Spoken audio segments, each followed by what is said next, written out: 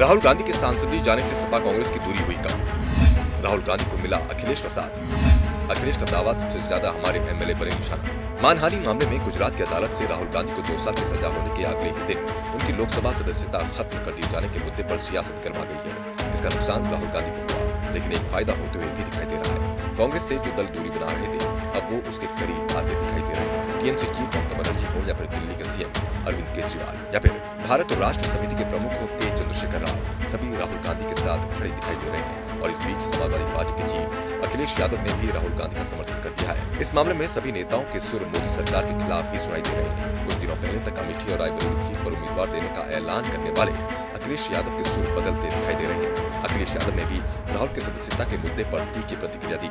आजम खान और अब्दुल्ला आजम जैसे नेताओं के विधायक जाने की याद दिलाते हुए बीजेपी पर विपक्ष की आवाज को दबाने का आरोप लगाया है। इसके साथ ही यूपी की सियासत में ये सवाल भी उठने लगे हैं कि क्या राहुल के सदस्यता जाने से कांग्रेस और सपा की दूरियां कुछ कम हुई है? क्या इस मुद्दे पर विपक्ष एकजुट हो सकता है? क्योंकि राहुल के समर्थन में पूरा विपक्ष आवाज उठा रहा है। राहुल के समर्थन में विपक्षी नेताओं के ऐसे बयानों को विपक्षी एकता के संकेत माने जा रहे हैं। हालांकि अभी तक ममता बनर्जी, अखिलेश यादव समेत तमाम बड़े विपक्षी नेता गैर भाजपाई गैर कांग्रेसी तीसरे मोर्चे के गठन की कोशिश करते रहे हैं। ममता बनर्जी और अखिलेश यादव ने विधिवत रूप से तीसरे मोर्चे के गठन का ऐलान भी कर दिया, लेकिन अब अखिलेश यादव राहुल गांधी के समर्थन में आवाज उठाते दिखाई दे रहे हैं। राहुल गांधी की सदस्यता जाने का गुस्सा सपा में भी दिखाई दे रहा है, क्योंकि जिस नियम के तहत राहुल की सदस्यता गई, हाल ही के दिनों में उसका सबसे ज्यादा नुकसान सपा को ही हुआ।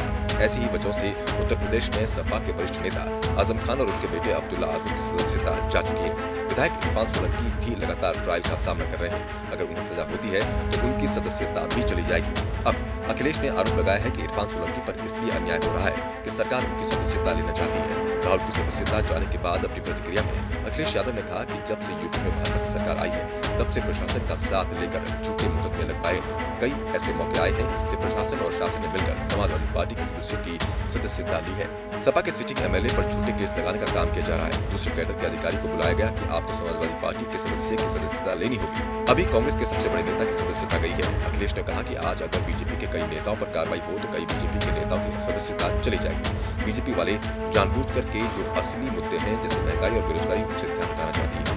इनके ही जो मित्र उद्योगपति हैं, जिन्होंने देश को आर्थिक नुकसान पहुंचाया है, उनसे ध्यान हटाने के लिए कांग्रेस के नेता की सदस्यता छीनी गई है। अखिलेश का ये बयान कांग्रेस को बड़ी राहत देते दिख रहा है। दरअसल अभी तक अखिलेश यादव कांग्रेस से दूरी बनाते दिखाई दे रहे थे। उन्होंने यहाँ तक कह दिया था कि कांग्रेस चुनाव जीत ही नहीं पाती है, इसलिए इस बार वो अमेठी सीट से सपा का उम्मीदवार उतारे। यूपी के सभी 80 सीटों पर चुनाव लड़ने का ऐलान कर रहे थे। यहाँ तक कह रहे थे कि जब भी सपा मुश्किल में होती है, कभी भी कांग्रेस उसके समर्थन में नहीं दिखाई देती, इसलिए हम भी अब उसे समर्थन नहीं करेंगे। लेकिन राहुल गांधी की सदस्यता जाने के बाद से ही यूपी में सभी सियासी समीकरण बदलते दिखाई दे रहे हैं।